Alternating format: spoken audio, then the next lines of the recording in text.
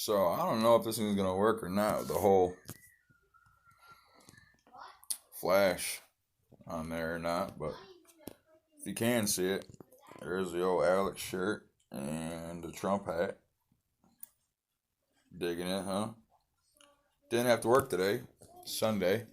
It's supposed to be reserved for God and family. I mean, really, any day of the week, one day of the week. As long as it's one day. That way, you can rest as God did. Who is to get down? Get down. Anyway, I think this coronavirus thing is a bunch of bullshit, you guys. I don't think it's gonna amount to anything. I mean, yeah, some people are gonna die, but that's just the way it goes. I think that it's a bunch of bullshit.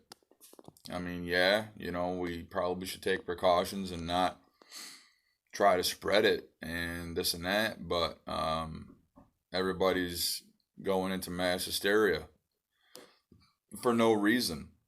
Um, my employee, Nick, really good guy. He's got a clean head on him and uh, pretty well conservative. He woke up not too long ago, thanks to God, and called me a few minutes ago, kind of give me some different numbers on the deaths and the amount of cases and stuff, and was kind of worried about it.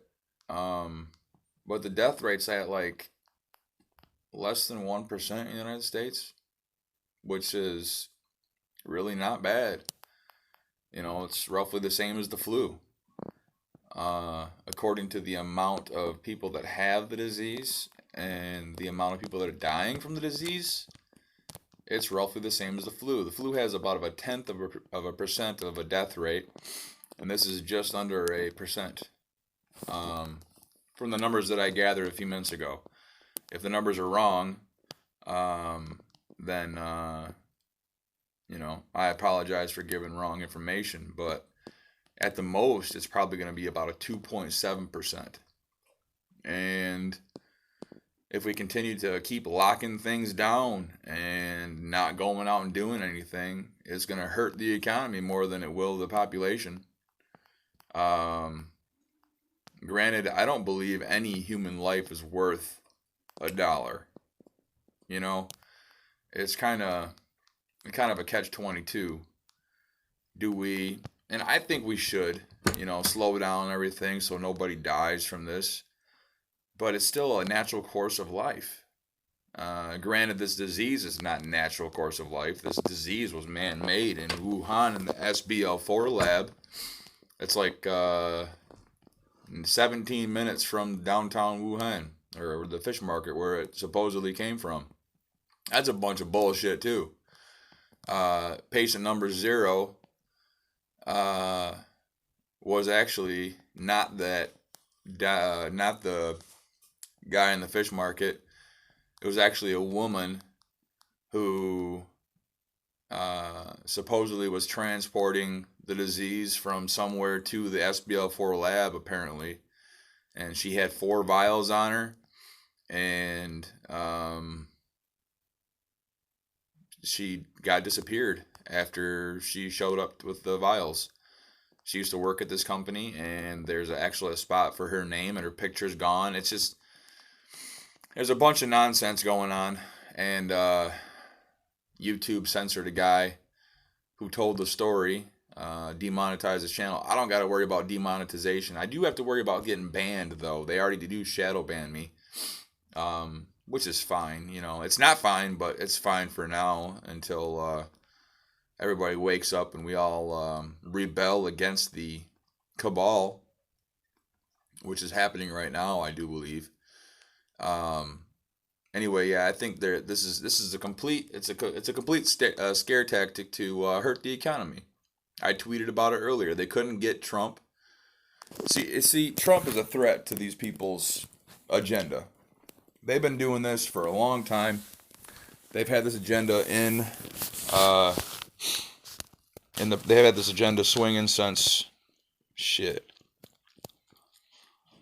since 1776 really, when the quote unquote Illumidonkey. You guys watch Edge of Wonder, Illumidonkey. Um, since that was created, and then they killed Lincoln, and then they killed Kennedy, and now they're trying to get Trump. You know, it's we've only had a handful of good presidents, and they've all been disappeared, basically. And I hope to God, pray to God, they don't disappear Trump. Um, hopefully, hopefully he surrounds himself with really good people, and he's really really smart, but he's a naive to a couple things. Or maybe he's not. He could be just doing this thing to putting it off and putting it off and putting it off until the right time. You know, it's like chess. It's a bigger game than I can handle. It's all the bureaucracies and diplomacy and all that you got to play with, and it's a big game. It should be cut and dry constitutionalism, and that's it, and we would be fine if we didn't meddle in foreign affairs. We would be fine. Here nor there, they're using this to get Trump. They're hurting the economy. They're inciting mass hysteria. They're calling for martial law. And they're seeing how far they can push us. That's what's really going on here. They're trying to see how far they can push us, and they've done a really good job. I give it to them. Hats off to you, socialists and liberals and Democrats, and I give hats off to you. You've done a good job at scaring the whole world. You know it. It's kind of sad in a way that people are just capitulating. Um, we should take proper precautions, but we shouldn't walk around on eggshells, too. People are. That one guy down in Arkansas or Kentucky or Oklahoma or some shit like that killed that lady or killed that dude because they got too close to him. I mean, come on, man. And I get it. If it were a real scary, like Ebola, if it was Ebola, you better believe that I'd be gun toting right now. I wouldn't care about anything. You know what I mean? If it was Ebola and it was this bad, oh yeah, you better believe, better back up. And you'd be 10 feet, 20 feet away from me, not 6. But it's not Ebola. It's basically like the flu. And like I said, they're using it to destroy the economy. They're really trying to see how far they can push us, and they're doing a really good job at it. They've done a great job in suppressing the truth for so many years, and they've done a great job manipulating the masses. Uh, Napoleon once said, "I can make 1 million people die for this piece of thread." He had a little short piece of red thread, and he said, "I can make 1 million people die for this piece of thread," and he did. It's really simple. All you have to do is get the troops to rally behind you, and it's kind of like when you put your mind to it, you can do anything you want, really. And they've put their mind to it, and they've developed tactics and psychological means and psyops and false flags and all this to get their troops, which are us, to rally behind them. They even got the military tricked into believing they're actually fighting a war for freedom when they're actually fighting for the Rothschilds' bank. We killed Gaddafi, we killed Saddam Hussein. Anytime anybody decides to switch from the petrodollar to the gold standard, we off them. I do believe that Assad was switching to the gold standard, and that's why they wanted him out of there. And Trump has backed down from that. And thank you, Trump, for doing so. Now, I don't know how far they're going to push us.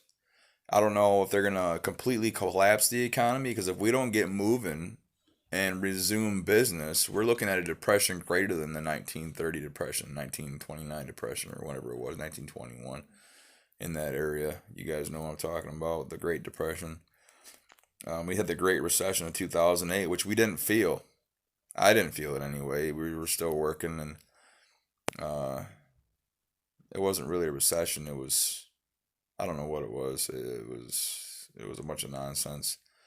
Um, but if China, I tell you what China could do, they could sell all their dividends because we aren't capitulating to what they want us to do. They lost the trade war.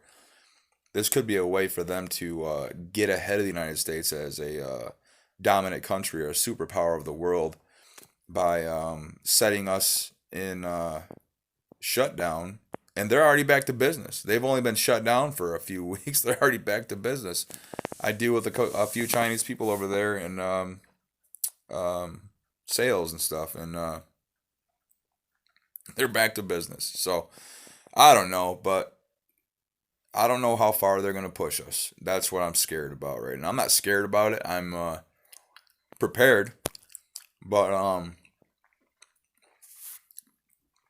to me, it doesn't feel like I'm going with my gut feeling. It doesn't feel like it's the one.